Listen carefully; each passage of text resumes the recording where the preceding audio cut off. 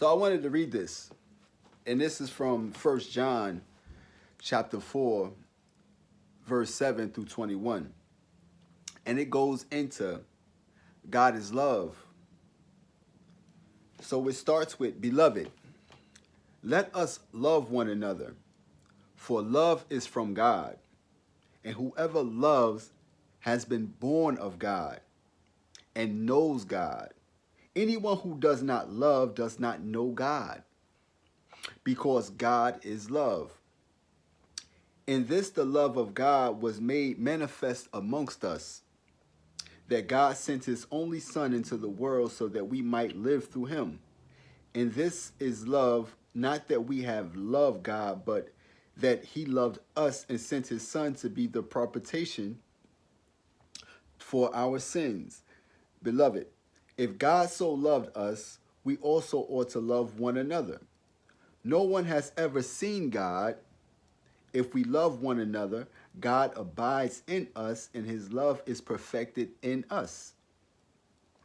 By this we know that we abide in him and he in us, because he has given us his Spirit. And we have seen and testify that the Father has sent his Son to be the Savior of this world. Whoever confesses that Jesus is the Son of God, God abides in him, and he in God. So we have come to know and to believe the love that God has for us. God is love, and whoever abides in love abides in God, and God abides in him. By this is love perfected with us, so that we may have confidence for the day of judgment. Because as he is, so also are we in this world. There is no fear in love, but perfect love casts out fear. For fear has to do with punishment, and whoever fears has not been perfected in love. We love because we first was loved. If anyone says, I love God, and hates his brother, he is a liar. For he who does not love his brother whom he has seen cannot love God whom he has not seen. And this commandment we have from him: whoever loves God must also love his brother. So, God is love. And as children of God, we all say that we're children of God. But most of us lack the ability to love one another. And by that, we simply don't know God. If you have a problem with loving one another, whether it's your neighbor, love your neighbor as you love yourself, whether it's your enemy, love your enemy and pray for those that persecute you. If you have a problem with this, if you have a problem with loving one another, you don't know God. See, a lot of us, we speak on God's behalf. As children of God, we speak on God's behalf. And what that does is it gives us an authoritative role. By us saying that we're in communion or that we have association with God, it gives us this self-righteousness that God said this and God said that. But we lack love. We lack love for one another. And this is one thing that you have to understand as children of God. Just because you come from God doesn't mean that you love and you honor God. That doesn't mean that you are obedient to God. Forget, Adam and Eve came from God. They was disobedient, and the sins of Adam and Eve fell on the world. And they were actually children of God. God created them. The same way they came from God, you come from God. Do you understand? Because there's there's people that say they're chosen. All the disciples were chosen. Judas was even chosen. Judas was the chosen one. God chose him to betray Jesus. So when we're chosen, what role do we play in God's kingdom? Or representing God, period? Are you representing God righteously, or are you representing God in a disgraceful manner? What do you put out? It's not what you take in, but what you put out. What do you put out in the world? Do you defame or do you defile God with your actions? This is why you have to be careful of what you're actually conveying, especially when you have a platform and people is watching you and you're a child of God. People can take whatever you do and say, hey, look, that's how we're supposed to be. This is what God approves and this is what God disapproves of. So me, I come from love. I love, you know, everybody, my enemies and my friends alike. I know what it means to be a friend, and I know what it means to have people be your friend. So these are things that you have to understand about what it means to love. I'm everybody's friend. When you see me on here at any given time, you could hit me up and need any kind of assistance. I will assist you. I will assist you in need. That's what a friend in need is, a friend indeed. So when you need a person to speak to listen to you, that's what a friend is for. So when you see Yoshi online, that's what I'm set up for. I come from love. So I know what it means to love, and I also know what it means to hate. If you do not know love, then you do not know hate. So if I can't hate, it's nothing that you could do to. I cannot hate. I don't know how it feels to hate and be grudgeful and be. I don't know how that feels. I have never experienced that because I know that I come from love. And this is the telltale sign of, are you an actual child of God that knows and obey God? Do you really come from God, or are you just saying that you are a child of God? See, that's the meaning of God is divine. So to be divine, that means that you come from God and you are like God. So by you being from God and you being like God, you have to have the characteristics of God. And here it states that God is love. So if you are one void love, then you are one that's void God. That's just what it is. If you cannot love, if you can't love, then you can't know God. Because it's stated that's what God is. God is love. So we have to love one another. If we see that there's a lot of violence going on and poverty going on, and you feel nothing about that, then where's your connection to God? You're supposed to feel for these things. You're supposed to have solution for these things. See, when you come into where I live, this is not my home. This is everybody's home. The only rule in here is to be divine. Be like you come from God. Be of God. And you rule here. You run everything. You can do whatever you want to do in here because I know that you're going to do the right thing. And what you're doing out of love. If I do something wrong in here, in my own home, you have the right to correct me because I know that you're doing it out of love. If Yoshi, don't put that right there. Don't, you'll knock that over. Oh, thank you.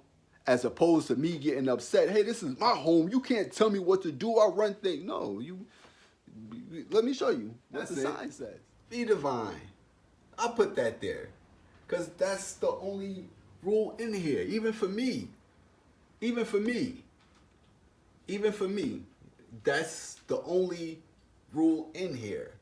You can come in here, but don't be disruptive. Don't be chaotic. Don't be a troublemaker. Be a peacemaker.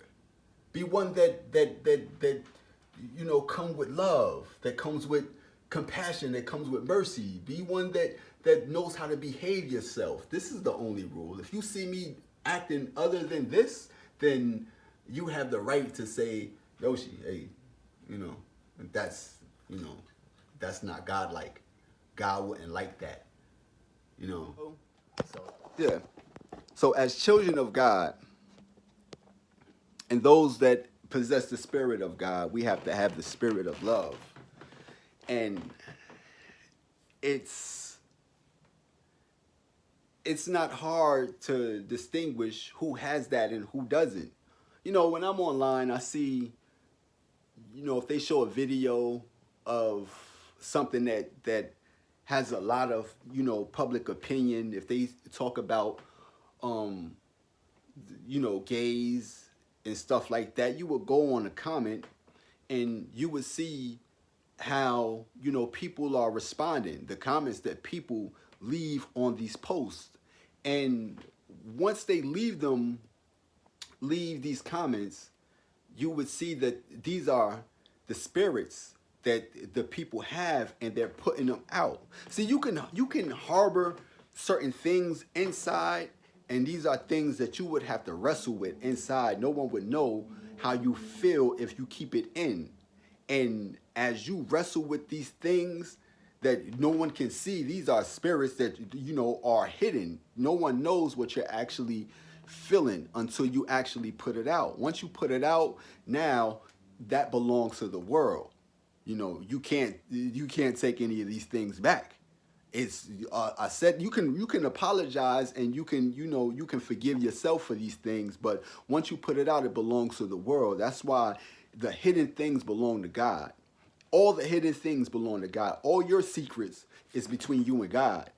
Not all the secret things that's hidden in the world. No, the secrets between you and God is hidden. That's between you and God. No one has the right to zero in on your secrets, on what you have, that's, you know, what you do in secret places. Now, unless you're doing something wrong to people and you would think nothing is going to happen to you, and yeah, what happens in the dark, that comes to light. But the secret things, all these hidden things belong to God. Whatever's in here that you have a struggle with and you have to overcome, you and God take that as that's personal between you and God. Now, I got a brother, you know. Like I said, I've come from God. I knew this, you know, because I love. You know, when my mother smoked, I wanted her to stop out of love. You know, you don't want your mom or anybody that you love to have a bad habit that may be what leads to their demise.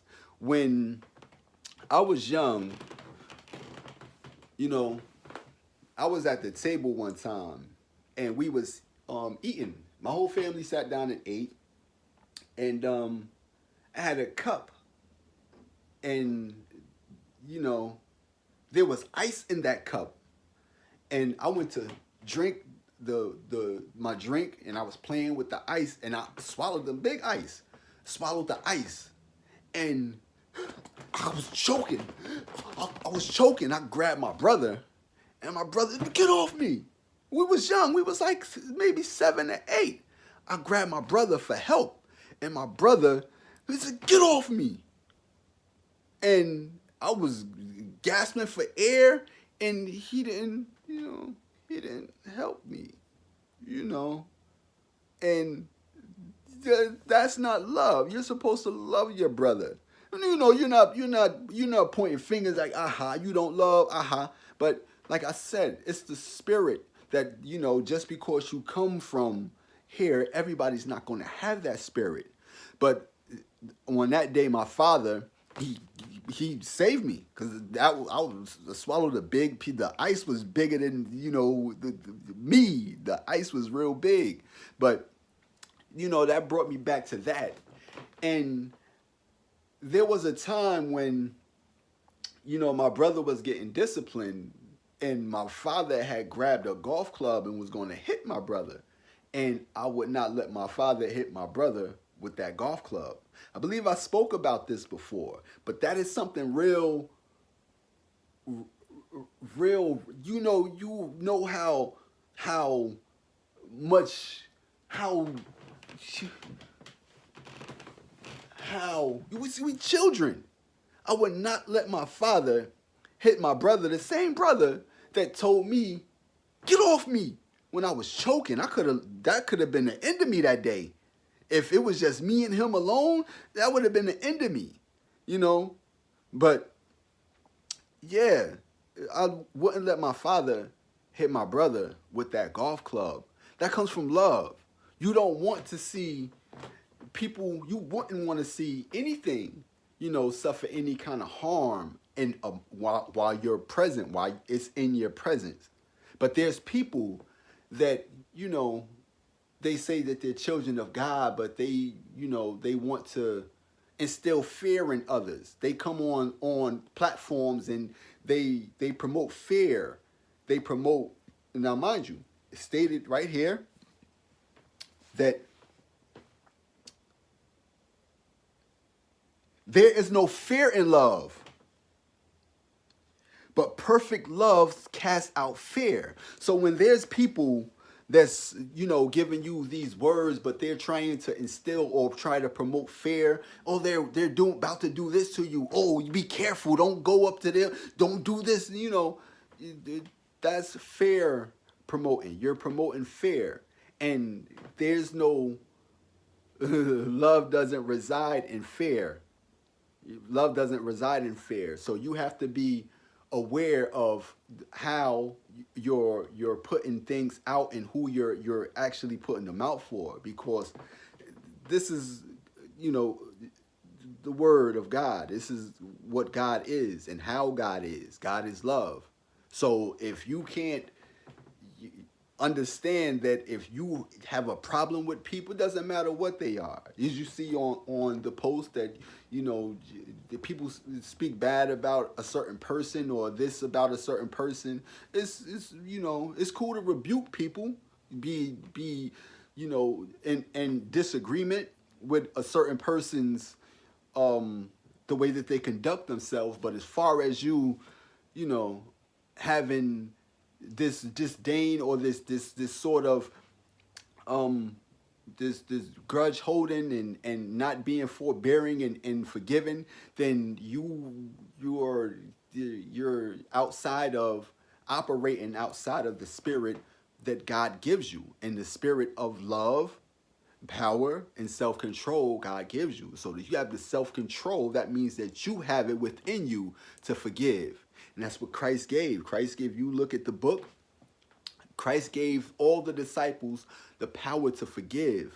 You have the power to forgive and overlook. You have the power within you to forgive people. And if we don't forgive, then we're operating outside of that spirit. And the spirit of God is love. This is love. And this is what I know. It doesn't mean I love.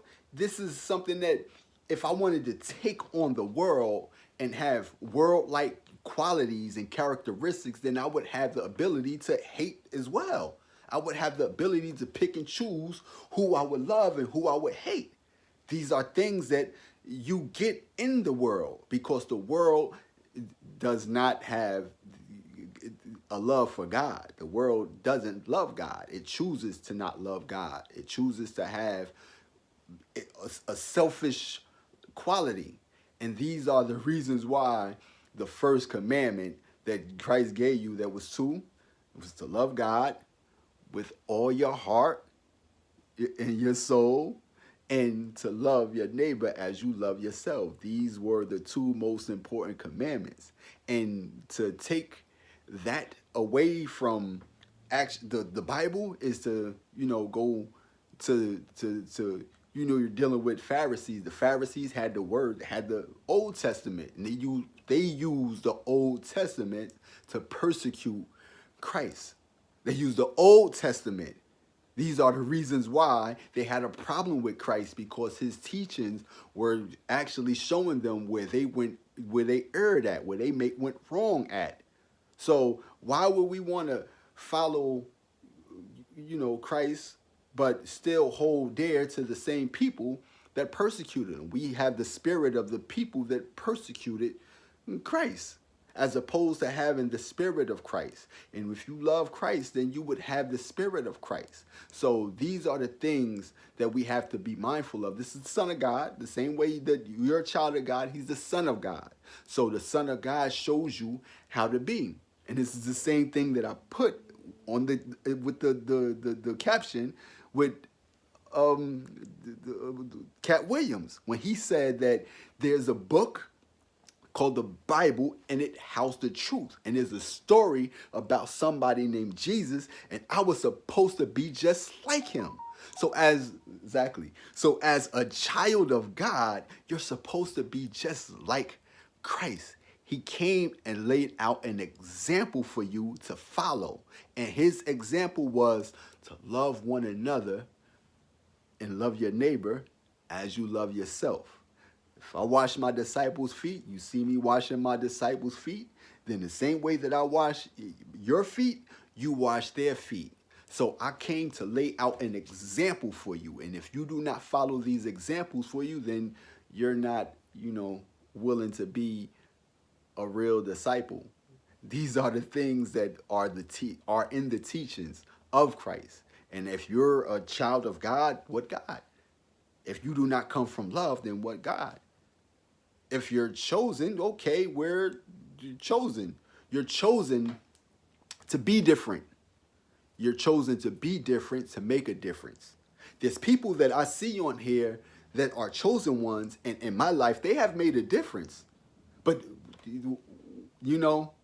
we're chosen to be different, to make a difference.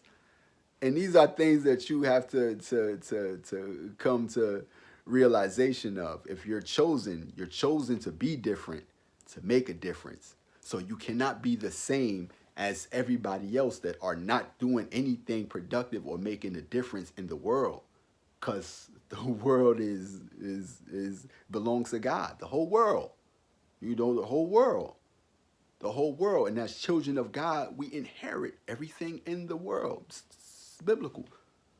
It's biblical. So if that's another story for another story. But if God made this world first, then that world is more important than we are, because we need this world in order for us to exist. So if you're not caring for this world, then how can you proclaim to be, yeah. So that's what I wanted to share with y'all, that God is love.